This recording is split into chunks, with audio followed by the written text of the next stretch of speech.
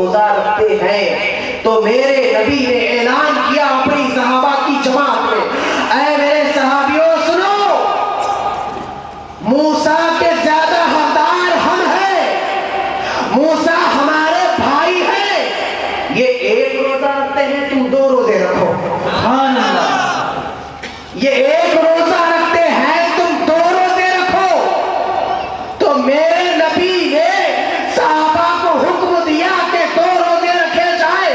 یہودیوں کی ہو کر حضرت موسیٰ کا دن منا سکتے ہیں، امتی ہو کر نبی کا دن نہیں منا سکتے۔ ایک نبی ہو کر یوم موسیٰ، میلاد النبی کا meaning birthday of prophet Muhammad صلی اللہ علیہ وسلم، اور سیرت النبی کا مطلب لائف آف پروفٹ محمد صلی اللہ علیہ وسلم۔ اب سوال یہ ہے کہ ربیع الاول نہیں، سرکار کی سیرت ماں کی گود سے قبر کی گود تک کام آتی ہے۔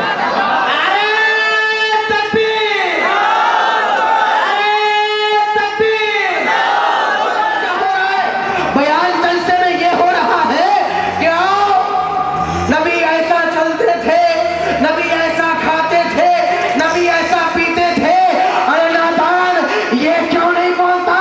نبی جب پیدا ہوئے تو ساری دنیا میں روشنی پھیل گئی۔ ارے ہمارے آقا جب پیدا ہوئے تو صبح ہو رہی تھی، رات جا رہی تھی، زمین پر پیدا ہوئے، اس لیے رات بھی اللہ کی بارگاہ میں دعائیں کر رہی تھی، دن بھی اللہ کی بارگاہ میں دعائیں کر رہی تھی۔ محبوب اے پروردگار عالم، جب تیرا محبوب پیدا ہوگا تو دن میں پیدا کرنا، رات بھی کہتی تھی مولا جب تیرا محبوب پیدا ہوگا تو رات میں پیدا کرنا۔ اللہ نے دونوں میں سے کسی کو ناراض نہیں کیا۔ جب رات جا رہی تھی، دن آ رہا تھا تو اللہ نے میرے محبوب کو پیدا کر کر دن کو بھی خوش کر دیا، رات کو بھی خوش کر دیا۔ زمین دعائیں کر رہی تھی کہ اللہ تیرے محبوب کو زمین پر پیدا کر، آسمان دعائیں کر رہا تھا کہ پروردگار عالم تیرے محبوب کو آسمانوں پر پیدا کر۔ اللہ تبارک و تعالیٰ نے زمین کی دعا کو قبول کیا۔ 12 ربیع الاول کو اللہ نے اپنے محبوب کو زمین پر پیدا کر کر زمین کو خوش کر دیا۔ 27 رجب المرجب کو آسمانوں پر بلا کر وہ آسمانوں کو اللہ نے خوش کر دیا۔ کوئی ناراض نہ تھا۔ ارے میرے آقا کی پیدائش کے بعد تم کیوں نہیں بتاتے ہو؟ تم مجھ سے سوال ہے میرا تم سے یہ کہ میرے آقا کی میلاد کی باتیں کیوں بیان نہیں کرتے ہو؟ کیا تم کو نفرت ہے آخر میرے آقا کی ولادت سے؟ کیوں تم اپنے دلوں میں نفرتیں رکھتے ہو؟ کیوں مسلمانوں میں انتشار پھیلاتے ہو میرے بھائی؟ آج مسلمان کتنا گر گیا ہے، کتنا پریشان حال ہے، کتنا تباہ ہوا ہے، صرف بے اتحادی کی وجہ سے، بد اخلاقی کی وجہ سے۔ اور کب تک گستاخیاں چلے گی تمہاری؟ میرا سوال یہ ہے۔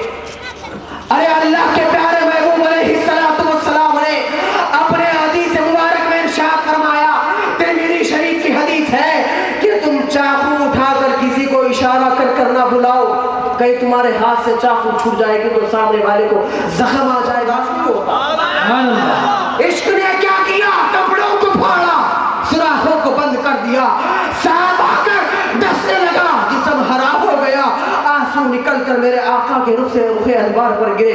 اے ابو بکر صدیق، آپ کے آنسوں کو ہم غلامان رسول سلام کرتے ہیں، نکلے تو آپ کے آنکھوں سے تھے پر گرے رخسار مصطفیٰ صلی اللہ علیہ وسلم پر۔ میرے آقا کے چہرے پر ابو بکر کے آنسو پڑے۔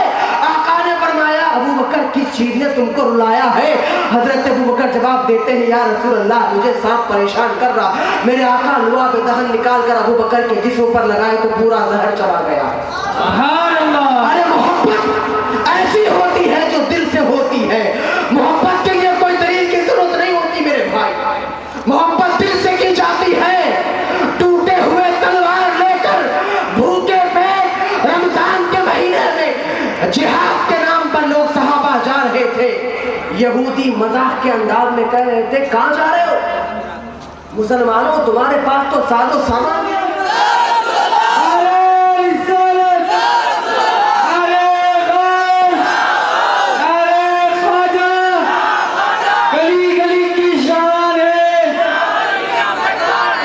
گلی کی شان ہے،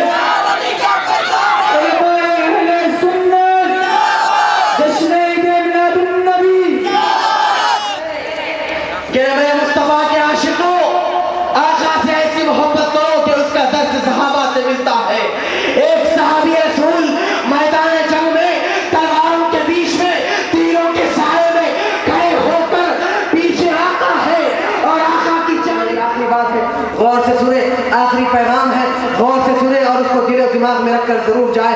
میں شروع میں آپ کو سیلیبریشن پہ بتایا, پھر آپ کو محبت کے اوپر بتایا, اب آخر میں اتحاد کے اوپر بتا کر اپنی تقریر کو ختم کر لوں گا. اتحاد کیسے قائم ہوتا, اتحاد کیسے بنتا ہے, یہ تقریر کا میرا آخری بات ہے, آخری حصہ. ہم نے جیبوں میں ہاتھ ڈال کر سگریٹ پینا شروع کر دیا, بڑے بڑے باتیں کرنا شروع کر دیا. باپ نے کہا بیٹے میں نے تم کو ادب سکھایا ہے, تم بیت بھی کیوں کر رہے ہو؟ بیٹا بیت بھی کرنے لگا تو گھر میں انتشار پیدا ہو گیا. جب تک بیٹا باپ کا ادب کر رہا تھا تو اتحاد چل رہا تھا. جیسے ہی بیٹے نے بد اخلاقی کی, اتحاد ختم ہو گیا. سمجھ رہے میری بات, سن رہے میرے بھائی؟ بے شک. جب بزرگان دین کی بات آتی ہے تو سر جھکتا ہے, بڑوں کی بات آتی ہے تو سر جھکتا ہے. اہل سنت کبھی کسی کی شان میں گستاخی نہیں کرتی. تو اہل سنت و جماعت پر سب سے بڑا الزام کہ تم نے نبی کی تعریف اتنی کی کہ معاذ اللہ خدا کے برابر کر دیا. تم یہ بتاؤ کہ تمہارا کیا ہے؟ نبی کی تعریف اگر زیادہ ہو گئی تو خدا کے برابر ہو گئے. معاذ اللہ ثم معاذ اللہ, کیا قرآن پہ سے عقیدہ ہو گیا؟ قرآن پڑھو, لم یلد ولم یولد, خدا وہ ہوتا ہے. یعنی میلاد منا کر ساری دنیا کو پیغام یہ دیتے ہیں ہمارا نبی ذکر و اذکار کرتے چلے گئے تو بھی نبی کے ذکر کو پہنچ نہیں سکتے, اس لیے کہ میرے نبی کا ذکر خدا نے بلند کیا ہے, میرے نبی کا ذکر اللہ نے بلند کیا ہے. ہم کیا بلند کر سکتے ہیں؟ ناچارن کی بابا نگر کی زمین پر یا رسول اللہ ہم غلام یہاں بیٹھے آپ کے منتظر ہیں. ایک آپ کی نظر کرم ہو جائے تو دنیا میں بھی بیڑا پار ہو جائے گا, آخرت میں بیڑا پار. اس مقصد سے ہم یہاں پر بیٹھے ہوئے, یہی مقصد سے ہم جلسے کو چلا رہے ہیں. میرے بھائی آقا علیہ السلام کا ذکر خیر کے بارے میں شیخ الاسلام بانی جامعہ نظامیہ دکن کی سرزمین سے کہتے ہیں جہاں میلاد کا جلسہ ہوتا ہے وہ جگہ جنت کی کیاری بن جاتی ہے. سبحان اللہ, سبحان اللہ. یا رسول اللہ, یا رسول اللہ. وما ينطق عن الهوى ان هو الا وحی یوحی. میرے نبی کے چہرے کے بارے میں قرآن کہتا ہے والضحیٰ. میرے نبی کے زلفوں کے بارے میں قرآن کہتا ہے واللیل اذا سجا. میرے نبی کے رضا کے بارے میں قرآن کہتا ہے وَلَسَوْفَ يُؤْتِيكَ رَبُّكَ فَتَرْضَىٰ. میرے نبی کے محبت کے جام کوثر کے بارے میں قرآن کہتا ہے اِنَّا أَعْطَيْنَاكَ الْكَوْثَرَ. سبحان اللہ. اب یہ آخری بات دعا کرنا کیسے؟ حضرت زکریا علیہ السلام کے بارے میں قرآن مجید میں آتا ہے کہ آپ کو اولاد نہیں ہو رہی. سورہ مریم میں غالباً نبی کا درجہ بڑا ہوتا ہے, اس کے ہوتا ہے. سمجھ رہے میری بات؟ تو حضرت زکریا علیہ السلام یہاں آ کر دعا کر کر اس کا ذکر قرآن میں کر کر اللہ نے ساری دنیا کو یہ پیغام دیا کہ جہاں اللہ کے ولی یا ولیہ بیٹھ کر عبادت کرتے ہیں وہ جگہ بھی متبرک ہو جاتی ہے. ٹرین تو ہر جگہ سے گزرتی ہے, بس تو ہر جگہ سے جاتی ہے. ٹرین کے رکنے کا مقام ریلوے اسٹیشن, بس پہ رکنے کا مقام بس اسٹاپ. قبرستان میں اس لیے چڑھائے کہ صاحب قبر کے گناہ میں تخفیف ہو. تو معاذ اللہ کیا ان کے گناہ میں بھی تخفیف ہو رہی؟ ایسے سوال آپ کے سامنے کرتے, ایڈوانس ڈپلوما سوال بولتے ہیں اس کو, یہ آدھے سوال ہے تو اپن بھی مدد کریں, معاف کریں بول کے. پھول دو قسم کے ہوتے, ایک گناہ آپ کے ولی کی مزار ہے, یہاں آؤ تو ادب سے آؤ, یہاں آؤ تو دل جھکا کر آؤ. کیوں؟ ولی کے سامنے بیٹھو, عالم کے سامنے بیٹھو تو زبان پہ لگام دو, اور ولی کے سامنے بیٹھو تو دل کو لگام دو. عالم کی نگاہ زبان پر ہوتی ہے, ولی کی نگاہ دل پر ہوتی ہے. یہ ولی کی بارگاہ ہے, یہاں آ کر پھول چڑھائے جاتے ہیں. غوث پاک کی یاد منانے والوں اللہ کہتا ہے یا ایھا الذین آمنوا استعینوا بالصبر والصلاۃ. اے ایمان والو صبر کے ذریعے مدد طلب کرو اور نماز کے ذریعے مدد طلب کرو. تو اللہ تبارک و تعالیٰ سے مدد طلب کرنے کے لیے یا تو صبر چاہیے یا تو نماز چاہیے. میں آپ سے یہ کہنا چاہتا ہوں کہ نماز پر ہم کو بھروسہ نہیں ہے. پڑھنا حکم ہے, پڑھ لیتے ہیں, قبول کرنا اللہ کا کام ہے. جس پر بھروسہ نہیں ہے, ساری کائنات میں کوئی ایک آدمی نہیں بول سکتا میرے بھائی میں جو عشاء کی نماز پڑھ کر آیا میری نماز قبول ہو گئی, کہہ کر پوری شریعت کے دائرے میں رہ کر پڑھ کر آیا، لیکن پھر بھی قبول کرنا اس کی بات ہے، رد کرنا اس کی بات ہے، لیکن پڑھنا میرا کام ہے، مجھ پر فرض ہے، میں پڑھ دیا۔ تو نماز جیسی عبادت صبر کو وسیلہ بنایا جا سکتا ہے، جس کے اندر شک ہے کہ یہ اللہ کی بارگاہ میں قبول ہوئی یا نہ ہوئی، تو اس ولی کو، اس نبی کو وسیلہ کیوں نہیں بنایا جا سکتا جو اللہ کی بارگاہ میں مقبول ہے؟ سبحان اللہ، رضی اللہ عنہ ورضوا عنہ، جن کے بارے میں قرآن کہتا ہے ان کو وسیلہ کیوں نہیں بنایا جا سکتا؟ یہ لوگوں نے فتنہ مچایا ہے۔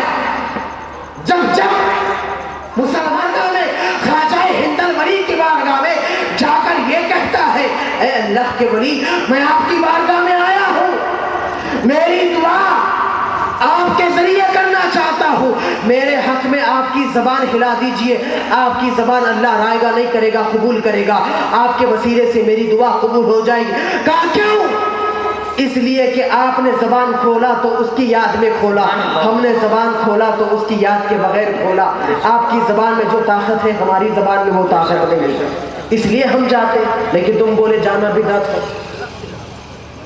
ارے ولی کی بات قرآن کہتا ہے، انعم اللہ من النبیین والصدیقین والشہداء والصالحین، اللہ کا انعام نبیوں کی جماعت پر، صدیقین کی جماعت پر، شہداء کی جماعت پر، صالحین کی جماعت پر بتایا چلا۔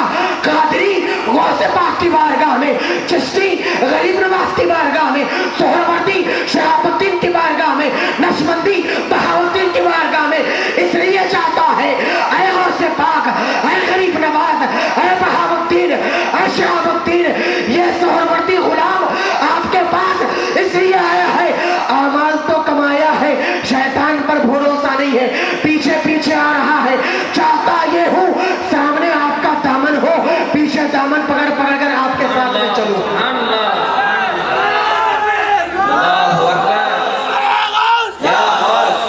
اب بھی نماز میں بولا، جب بھی نظر جھکائی تو یار کا جلوہ دیکھ لیتے تھے۔ ارے یہ وہ لوگ تھے جن کی زبانیں ہمیشہ تر رہتی تھی یاد الہی۔ اس کے اندر 3 سبجیکٹ پڑھائے گئے۔ ایک سبجیکٹ ہے ایمان۔ ایمان یہ ہے کہ میں خدا کو وحدہ لا شریک کے نام سے یاد کرتا، لا الہ الا اللہ محمد رسول اللہ کہہ کر پکارتا، اے اللہ میرے اندر ایمان آیا، میں بت خانے میں جا کر سجدہ نہیں کرتا بلکہ تیرے گھر میں آ کے سجدہ کرتا، اے اللہ میں تیرے نبی کو برحق مانتا ہوں۔ کیا میں پکا ہو گیا؟ کیا میرا کام پورا ہو گیا؟ اللہ نے کہا نہیں، مسلمان ہو گئے، کام پورا نہیں ہوا، اور ایک کام باقی ہے۔ کیا مولا کیا کہا؟ پھر بول رہا ہے وسیلہ تلاش کرو۔ ہاں میرے بندے، ہیرا جب ہوتا ہے تو چور زیادہ آتے ہیں، حسین کے نام سے یاد کرتی ہے، آج بھی زمین کو فخر ہے، پروردگار عالم مجھے فخر ہے، اس لیے کہ کربلا کی زمین پر تیرے حسین نے مجھ پر سجدہ کیا تھا پروردگار عالم، اور ایک پھول پیدا ہوا جسے دنیا حسن کے نام سے یاد کرتی ہے۔ محبوب، یہ لوگ آپ کو آپ کی اولاد کے انتخاب پر تانا مارتے ہیں۔ ارے آپ کی اولاد کے بارے میں نادانوں کو کیا معلوم ہے؟ آپ کثرت والے اولاد والے ہیں۔ اے محبوب، ارے سنو، میرے آقا کو اللہ نے اتنی اولاد دی، اتنی اولاد دی، اور اس اولاد کے جسموں میں سیدوں کی خوشبو جو آتی ہے اللہ والے وہ بھی پہچان لیتے ہیں۔ اللہ نے اللہ کے پیارے محبوب کے خاندان کو اتنا آگے بڑھایا اور یہ کامل پیدا ہوا۔